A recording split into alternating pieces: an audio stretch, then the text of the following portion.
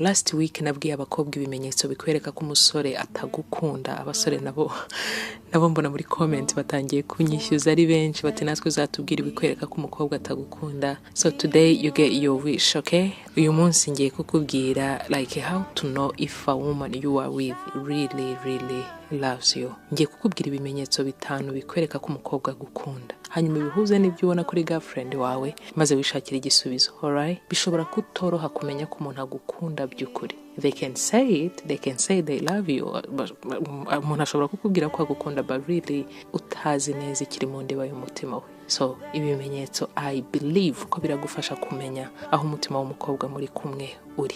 But before that, mbere yuko ntangira, reka nkubwire iby'iyi train uri kubona. Ahantu nari ngiye naburaga intambwe imwe gusa, intambwe imwe gusa ngo ngeraho najyaga. Mu gihe nari nkiri kureba isakoshi yanjye imfunguzo ngerageza gusohoka mu modoka, nibwo numvise ya sound ikumenyesha ko train igiye gutambuka. Sinabyitayeho cyane ngo wenda nihute nyitange, for some reason nari ndi busy ndimo ngerageza gufata icupa ry'amazi, y'igitabo, whatever, buri kimwe cyose nashakaga gusohokana mu modoka, nshaka telefone, écouteur, birangira ya train intanze gutambuka. Ndashaka kwambuka, ndimo ndasiganwa n'igihe, battery yitambitse mu nzira. Iyi train yitambitse mu nzira, sinshobora gutambuka. Niba uri muri Canada, train nk'iyi ngiyi ni gutambuka, ninyuraho mbere yawe. N'ubu uri muri traffic, n'ubu uri mu muhanda, uzazimya imodoka, umanura intebe, usinzire rwose nk'ubwije ukuri kuzajya gukanguka itarava mu nzira. Kuko igenda gake, ikagera higahagarara, ikanagera higasubira inyuma gake gake. Ntushobora kumenya igihe irashirirayo. Ari nacyo gitera frustration, ari cyo gitera umujinya, kuko ntabwo ubunini cyangwa uburebure bwayo ushobora kubuheza n'amaso. So nyuma y'umwanya munini ntegereje kabisa, nge n'abandi bantu bake bari baraho, ya train yabaye nkaho ihagaze gatoya. Mbona abasore babiri bari baraho, nabo bari bamaze akanya bategereje, buriye hejuru. Hari ahantu aho hagati, aho uri kubona kuri screen yawe, hari akantu kameze nk'akego ndetse n'inzira ushobora kunyura mu gatambuka. So barurira baratambuka. Mbona n'abandi bari ku rundi ruhande rwo hakurya, nabo bashaka kwambuka. Mbona nabo niko babigenje. Tangije ndavuga nti ubanza hari nanjye ariyo maherezo. Tuka the story short, ushaka kumenya uko byarangiye? Yes, nanjye byarangiye nuriye hejuru yayo ndambuka. Hari umusore umwe wamfashije ndambuka, ngeze hakurya ndasakuza cyane nti thank you, Imana igumugisha. Listen, don't try this at home. Iyi ntabwo ari inama nkugiriye, ndashaka gusa kukubwira mu munota umwe iyi train ikiri gutambuka amasomo 3 byanyigishije. Number 1, the pain of being too close but stuck. Nta kintu gishengura umutima nko kubona neza destination yawe, aho ushaka kujya, uharebesha amaso ariko udashobora kwambuka. Like uri hafi cyane ariko hagati hari inzitizi imwe yakubujije gutambuka. Bityo ndagusengeye ngo buri kimwe cyose watangiye ariko ntubashe gusoza, abinzu watangiye kubaka, amashuri, process y'ibyangombwa, ibe business, icyari cyo cyose washyizemo imbaraga n'amafaranga n'igihe, ariko wajya kugera ku musozo ukaba stuck, ndasenze ngo Imana ikubashishe n'izina rya Yesu, umurimo yatangiye mwiza muri wowe inawusohoze. Amen. Number 2, isomo rya kabiri nize is that you cannot attempt what you have never seen before. Ntabwo ushobora no gutekereza, usibye no gukora, nta nubwo ushobora no gutekereza kugerageza ikintu utigeze ubona gikorwa. Ntabwo nari nzi ko umuntu ashobora gutambuka hejuru ya train gutyo. Nta nubwo nzi niba iyi nzira akakantu kameze nk'urwego kariho ari cyo bagashyiriyeho ngo nubona yitambitse mu nzira ubashe gutambuka. I don't really think ko ari cyo bagashyiriyeho, kuko harimo risk ikomeye. Nta nubwo natekerezaga ko bishoboka. Numvaga ubwikira aho ngaho, maybe no gusubira mu modoka nkicara cyangwa se ngahagarara aho ngaho kugeza amasaha n'amasaha iramara mbere yuko itambuka. Ariko mbonye abanyakanada bavukiye hano, bakuriye hano, babigenje gutyo like easily, nkaho like ibyaze bikunze n'ikintu ntabwo bwari bwo bwa mbere babigerageje. Mbonye babikoze bigakunda, n'abandi bantu nkabona niko bari kubigenza, nanjye naravuze ntari nanjye nshobora kwambuka. So nkugiriye inama, ndakwinginze, izengurutsa abantu bafite cyangwa se bageze aho uri kurwana no kugera, kuko nibakwereka ko bishoboka nawe uzabishobora. Trust me. Number 3, you may be one person's help away from your breakthrough. Nkubwije ukuri ko narebaga aho nshaka kujya, like naraharebaga naraharebaga n'amaso yanjye ariko sinshobora gutambuka.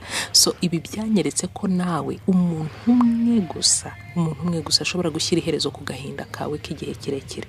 Aho hantu ubona udashobora kurenga, icyo kintu ubona kidashoboka, iyo myaka umaze utegereje y'amarira, umuntu umwe ashobora kukubera igisubizo. Nkubwije ukuri, ako gahinda kawe kamaze imyaka, umuntu umwe ashobora kugashyiraho iherezo nk'uko uyu musore yambashishije cyangwa se yamfashije kwambuka. Otherwise only God knows amasaha nari kumara ngihagaze aha ngaha, cyangwa se wenda nari no gusubira inyuma, who knows. Yes, yatre, by the way, yatre iracyatambuka, you see. So ndasenze ngo Imana yohereza umuntu mu buzima bwawe akubera igisubizo ukeneye aka kanya mu izina rya Yesu, akubashishe kwambuka aho udashobora kwirenza. Now back to our story, okay? Reka tugaruke ku cyo nashakaga kukubwira. Ubwirwa n'iki ko umukobwa muri kumwe agukunda? Number 1, she will be committed to you. Azaba committed, uzabibona, uzabyumva ko ufite umwanya n'agaciro mu buzima bwe.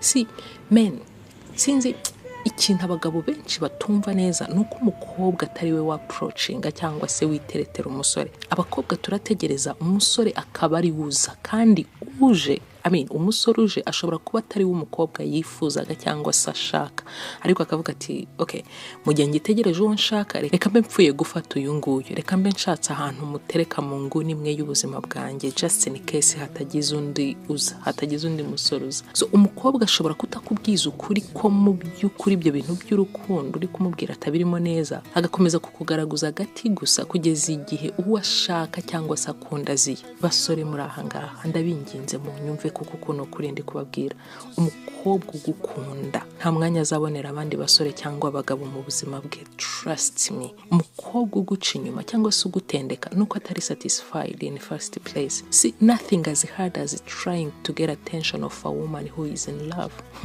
Nta kintu kivunanye kuri iyi si nko gutereta umukobwa uri mu rukundo n'undi musore. You are just wasting your energy, you are wasting your time. Urimo urategeye umukobwa uri mu rukundo n'undi muntu, umva, umwandikira message akazayisubiza nko mu mezi 4 cyangwa 5, kuko umukobwa ukunda umusore by'ukuri nta mwanya ashobora guha abandi. So maybe wowe muri kumwe ashobora kukwereka ko agukunda gusa bitewe n'ibyo umuha cyangwa se agukuraho, ariko niba asohokana n'abandi basore cyangwa se agichatinga n'aba ex be cyangwa se afitiye umwanya abandi bagabo mu buzima bwe, it's really sad to tell you, but it's the truth anyway. Ntabwo agukunda, and I'm so sorry about that.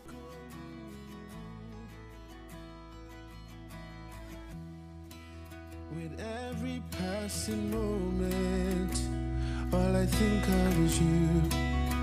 With each thought of you, my heart takes a flight. You're a reward sent from heaven. Oh, God really blessed me with you. You're sent from heaven. So I wrote this song to let you know I love you. I love you. Oh, Jack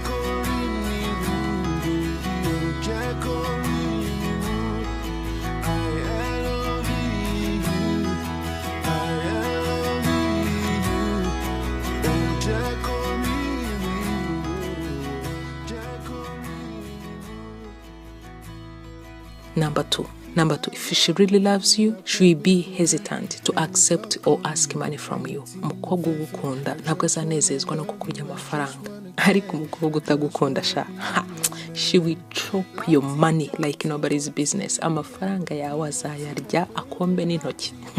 Umukobwa utagukunda azakurya amafaranga, azakunyunyuza amaraso wumirwe. Umukobwa ugukunda iyo umubajije aho yumva ashaka ko amusohokana, umva azahitamo ahadahenze. Muri restaurant azaba careful, najya gukora commande azajya abanza kureba igiciro, akamakinga sure ko bidahenze cyane ibyo ashaka gukodaringa, kandi yabona bihenze akifata akavuga ati no, it's okay, never mind. Umukobwa utagukunda ugamije kukurya amafaranga gusa, umva azamakinga sure kumwishyurira inzu, kandi umwishyurira inzu ihenze, umukoreshereza imisatsi, umugurira imodoka, ntazatinya kugusaba kumugurira iPhone I don't know y'ibihumbi bingahe. Nawe kuguha sex ntacyo bimubwiye, as long as nawe abona icyo agushakaho. Numubaza impamvu ataguhamagariza kugira ko nta mayinite yari afite.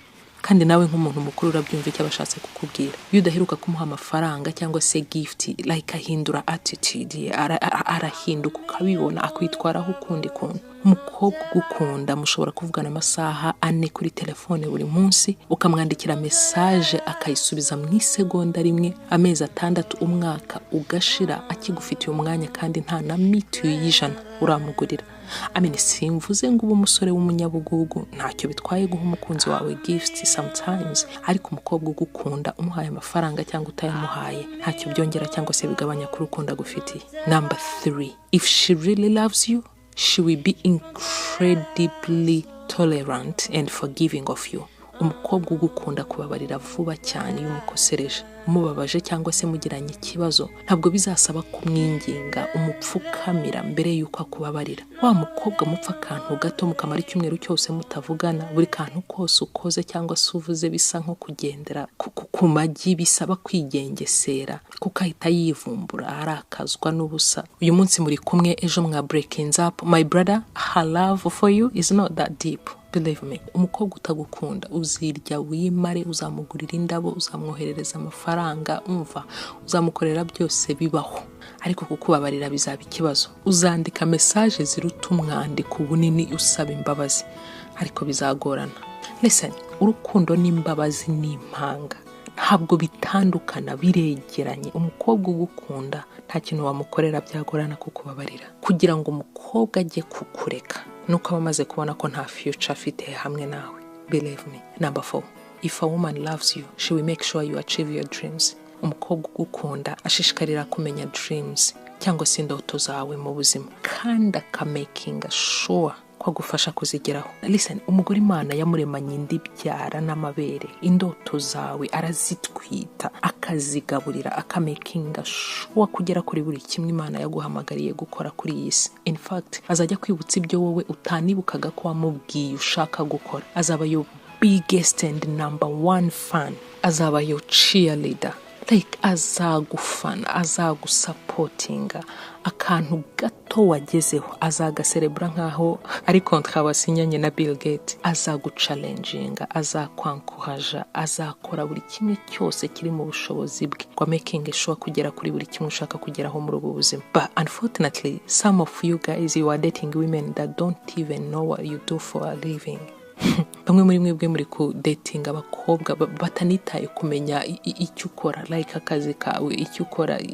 She doesn't really care. Talk less kumenya dreams zawe. Musoro nteza amatwi akakanya. Niba ushaka iterambere muri ubu buzima, making sure ko ushaka umukobwa ugukunda by'ukuri, kuko nkubwije ukuri ko atazaruhuka utaragera ku ndoto zawe. Number 5, if she loves you, she will give you time. She will give you her attention.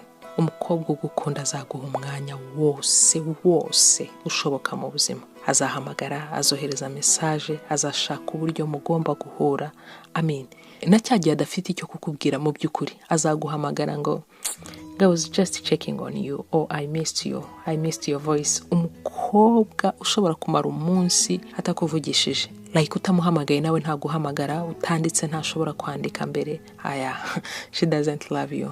Umukobwa ugukunda mushobora kuba mwari muri kumwe aka kanya, mwatandukana n'ubundi akongera akaguhamagara cyangwa se akakwandikira, akamakinga sure ko wageze mu rugo. Anyway, reka namwe mbongeze icyanyuma. Number 6, if she loves you, she will want to be seen by your family. Umukobwa ugukunda by'ukuri azashaka ko famiye yawe imumenya, cyangwa se zimwe mu nshuti zawe za hafi zimumenya kandi zimenya ko muri relationship. In the same way, nawe azakwirata mu nshuti ze, azaba proud yawe, azajya kuganiraho kuri mama we, azakubwira mama we, cyangwa se azajya aganira na mama we kuri wowe, azajya aganira n'abavandimwe be kuri wowe. Azamakinga sure ko abantu ba hafi mu buzima bwe bakumenya. Ntazemera kumugira ibanga, kandi ku rundi ruhande nawe ntazakugira ibanga. Azaba proud yawe mu buryo bwose bushoboka. Ntazatinya kubwira abantu ko muri relationship.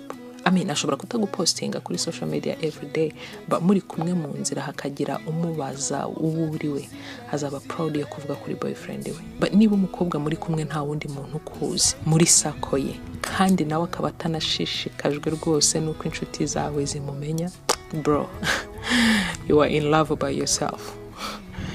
Hari ibimenyetso byinshi ushobora gushingiraho, ibindi nzabikubwira ubutaha.